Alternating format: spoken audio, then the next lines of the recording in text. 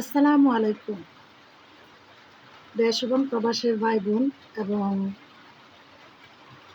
বিশেষ করে প্রিয় চট্টগ্রামবাসী যারা আছেন তাদেরকে, তো তারা কেমন আছেন? আমি আসলেই এই ভিডিওটা করার উদ্দেশ্য, আমি চট্টগ্রাম ফটিয়াতে আছি। চট্টগ্রাম ফটিয়া থেকে আমি আপনাদের সাথে ভিডিওতে আছি। তো ভিডিওটা করা হইলে পোস্ট করে দিব। ভিডিও যদি আপনাদের ভালো লাগে অবশ্যই বেশি বেশি লাইক কমেন্ট করে শেয়ার করে দিবেন। তো আজকের ভিডিওটা হচ্ছে চট্টগ্রামের মানুষদের জন্য, যারা বন্যায় কবলিত চট্টগ্রামবাসী আছেন তাদের জন্য বিভিন্ন দেশ থেকে ত্রাণ আসতেছে, অর্থাৎ বিভিন্ন জায়গা থেকে। আমরা তো বাংলাদেশি, তো বাংলাদেশিদের জন্য বাংলাদেশ থেকে ত্রাণ যাচ্ছে, তো বিভিন্ন জেলা থেকে। তো যে ত্রাণ আসতেছে চট্টগ্রাম, আসলে বিশেষ করে আমি নিউজে দেখতেছি, অনেকের কাছে শুনতেছি, হ্যাঁ, যে আনোয়ারা পানি উঠছে, সাতকানিয়া, তারপর বাঁশখালী, হ্যাঁ। তো চট্টগ্রামের বিভিন্ন জায়গায় নাকি ভীষণ বন্যায় পানিতে ডুবে গেছে। এখন কথা হচ্ছে যাইয়া, কেউ দয়া করে কোনো ধরনের গুজব ছড়াবেন না, যেটা সত্য সেটা সত্য বলবেন। এবং যারা কন্টেন্ট তৈরি করেন, যারা ইউটিউবাররা আছেন, তারাও কিন্তু বিশেষ করে কন্টেন্টটাই এখন বেশি করেন। আপনারা সত্যর থেকে অনেকে মিথ্যাটা বেশি প্রচার করার চেষ্টা করেন। তো আমি বলতেছি না যে কোথাও পানি উঠে নাই, এটা মিথ্যা কথা, এটা বলতেছি না। হ্যাঁ, পানি উঠছে, কিন্তু আমি তো দেখি নাই, আমি সবার কাছ থেকে শুনতেছি। তো আদৌ সত্যি যদি পানি উঠে থাকে অবশ্যই বলবেন, কারণ আমাদের চট্টগ্রাম থেকেই বিভিন্ন জায়গায় বন্যা কবলিত মানুষদের কাছে ত্রাণ গেছে, হ্যাঁ। তো সেইখানে আজকে আমাদের চট্টগ্রামবাসী কিন্তু বন্যার জন্য ত্রাণ নিতে হচ্ছে বা ত্রাণ আসতেছে বলতেছে বিভিন্ন জায়গায়। এই কথাগুলো মানে বেশি ছড়াবে, কারণ চট্টগ্রাম সবসময় দিয়ে আসছে, কারো কাছ থেকে নেয় নেই। তো এই যে কিছুদিন আগে, সরকার পতনের আগে, বিদেশে বাইরেও কিন্তু আমাদের বাংলাদেশ থেকে বা চট্টগ্রাম থেকে বাংলাদেশের অন্যান্য জেলা থেকেও কিন্তু ত্রাণ গেছে। তো এখন কন্টেন্ট ক্রিয়েটর যারা, তারা সত্যটাই বলবেন, সাংবাদিকরাও সত্যটাই বলবেন, যেখানে যেখানে আসলে বন্যা হয়েছে ওই বন্যা তো পাশেই দাঁড়াবেন। সঠিক বিপদে পড়া মানুষরাই যেন সাহায্য পায়। সঠিক বিপদে যারা না পড়বে তাদেরকে সাহায্য যদি করেন, এটা কিন্তু ঠিক হবে না। যারা বিপদে পড়ছে তাদেরকেই সাহায্যটা করবেন। তো আমার পক্ষ থেকে যত বন্যার্থ মানুষ আছেন সকলের জন্য অন্তর থেকে অনেক অনেক প্রাণঢালা দোয়া রইল। আল্লাহর কাছেও বলতেছি যে আল্লাহ, আমি যদি কোনোদিন কোনো ভালো কোনো কাজ করে থাকি, সেই কাজের উসিলায় আপনি বন্যার্থদের পাশে সহায় হন।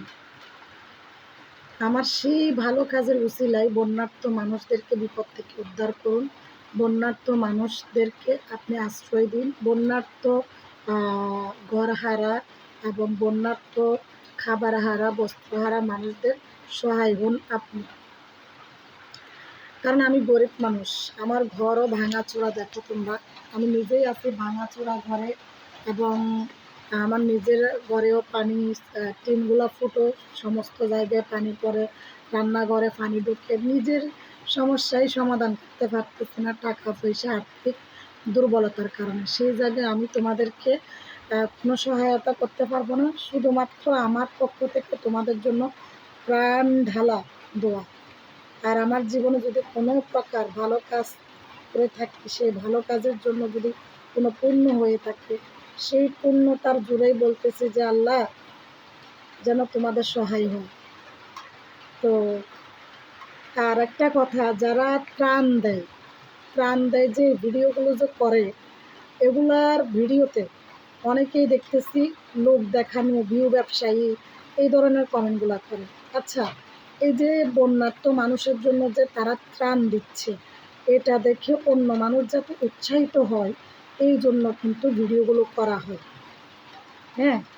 তো যদি অন্তর থেকে ত্রাণ না দেয়, এটার জন্য তো যদি ভিউ ব্যবসায়ী হয়ে থাকে বা ভিউ পাওয়ার জন্য করে থাকে, এগুলো তো আল্লাহ দেখবে, এগুলো আমি বলার তো কোনো অধিকার নেই। এগুলো হচ্ছে এক প্রকার গীবত।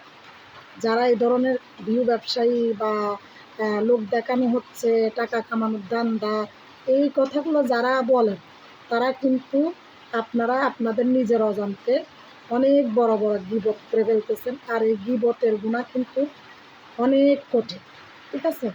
তো এরা ত্রাণ দিচ্ছে, ত্রাণ দিয়ে ভিডিও যদি না করে, হ্যাঁ, একটা কথা, যে কোনো একটা কিছু প্রচার, এরা ত্রাণ দিচ্ছে, এদের ত্রাণ দেওয়া দেখে আরও একজন উৎসাহিত হবে, বা এরা ত্রাণ দিচ্ছে, এদের মাধ্যমে অনেকেই সেখানে শরিক হতে পারবে।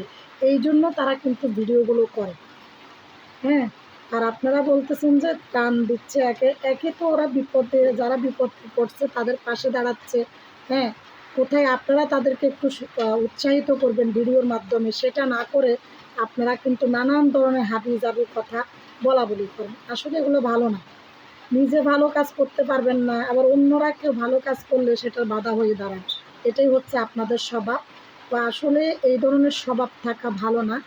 আসলে আপনি মানুষটা যেরকম সবসময় অন্যকে সেরকমই ভাববেন, এটা স্বাভাবিক। তো যাই হোক, আমার ভিডিওতে যদি কোনো ভুল ত্রুটি হয়ে থাকে অবশ্যই ক্ষমার সুন্দর দৃষ্টিতে দেখবেন। আর ভিডিও অনেক বড় হয়ে গেছে, তারপরেও দয়া করে ভিডিওটা দেখবেন। আর যারা নতুন দেখবেন অবশ্যই ইউটিউব, টিকটক, পেজ তিনোটা থেকেই যারা দেখবেন, যারা নতুন ফলো করেন না ফলো করবেন। ভিডিও ভালো লাগলে অবশ্যই বেশি বেশি শেয়ার করে দিবেন।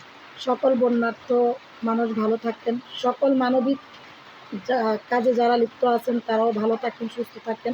আপনাদের সুস্থতা কিন্তু আগে। আপনারা সুস্থ না থাকলে আপনারা অসহায় মানুষদের পাশে কীভাবে দাঁড়াবেন, তাই না? তো ঠিক আছে, আসসালামু আলাইকুম, আল্লাহ হাফিজ।